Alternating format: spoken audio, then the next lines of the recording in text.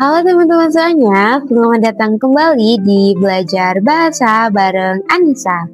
Nah, sebelumnya aku mau tanya dulu nih, siapa yang setiap hari nonton berita atau melihat berita deh?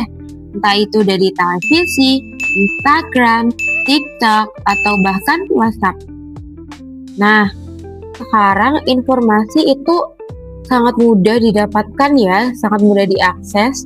Tapi pernah nggak kalian berpikir, apakah semua informasi itu bisa disebut berita? Jawabannya belum tentu, karena sebuah berita itu memiliki aturan dan juga unsur tertentu agar informasi yang disampaikan benar, jelas, dan dipercaya. Nah, di video kali ini kita akan belajar bareng tentang teks berita. Yuk simak videonya. Oke, sebelum kita masuk lebih jauh, kita pahami dulu pengertian dari teks berita apa ya.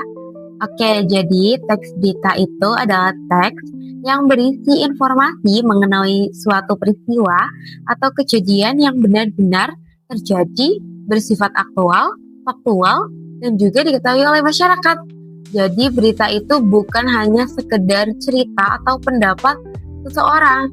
Jadi berita itu harus berdasarkan fakta.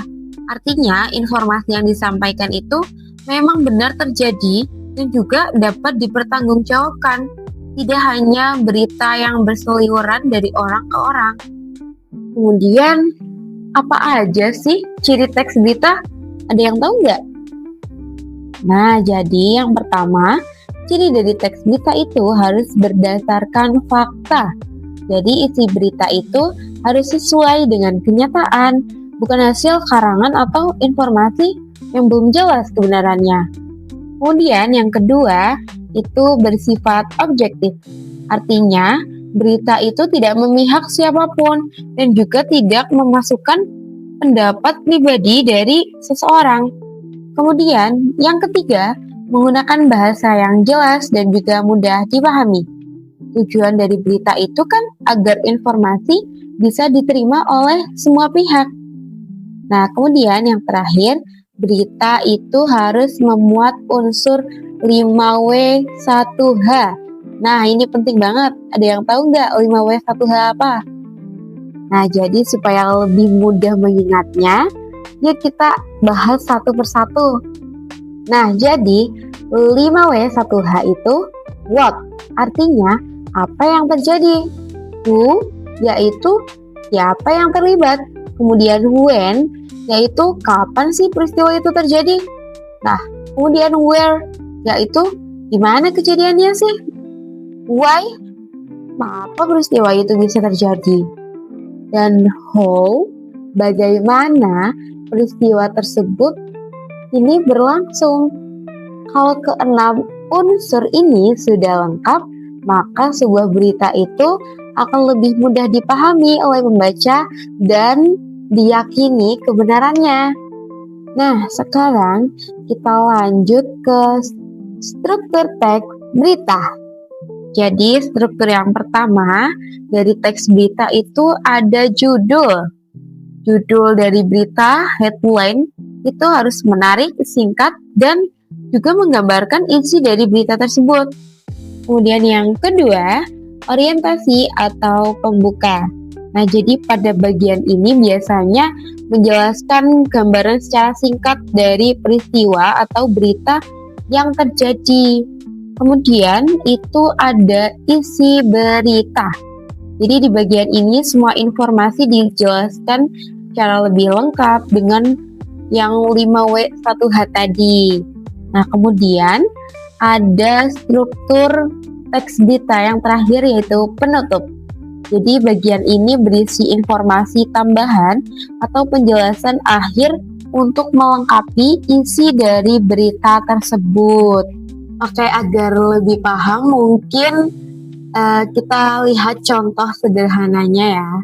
Misalnya nih ada berita judulnya mahasiswa mengadakan aksi bersih kampus. Kemudian isi beritanya seperti ini.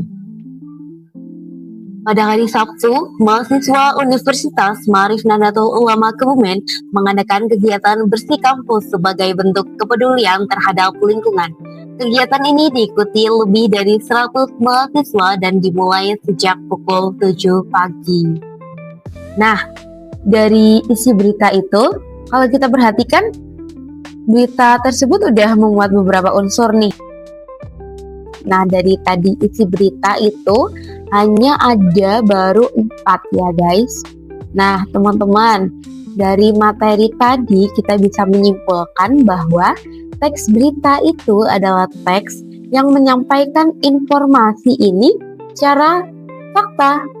Jadi berita yang baik itu harus objektif, menggunakan bahasa yang jelas, serta memuat unsur 5W1H agar informasi yang disampaikan ini lengkap dan juga mudah dipahami. Jadi kita sebagai pembaca nih, kita harus lebih bijak dalam menerima informasi. Jangan langsung percaya pada berita yang belum jelas sumbernya dan hanya dengar dari orang-orang saja. Jadi pastikan informasi yang kalian dapatkan ini berasal dari sumber yang terpercaya agar kita tidak mudah termakan oleh berita hoax atau berita bohong. Kalau menurut kalian, apakah saat ini masih banyak berita hoax yang beredar di media sosial? Coba tuliskan pendapat kalian di kolom komentar ya. Semoga video kali ini bisa menambah pemahaman kalian tentang teks berita. Kalau video ini bermanfaat, jangan lupa like, subscribe, dan aktifkan lonceng notifikasinya supaya tidak ketinggalan video pembelajaran berikutnya. Aku Anissa, terima kasih sudah belajar bersama di Belajar Bahasa bareng Anissa. Sampai jumpa di video berikutnya. Bye-bye.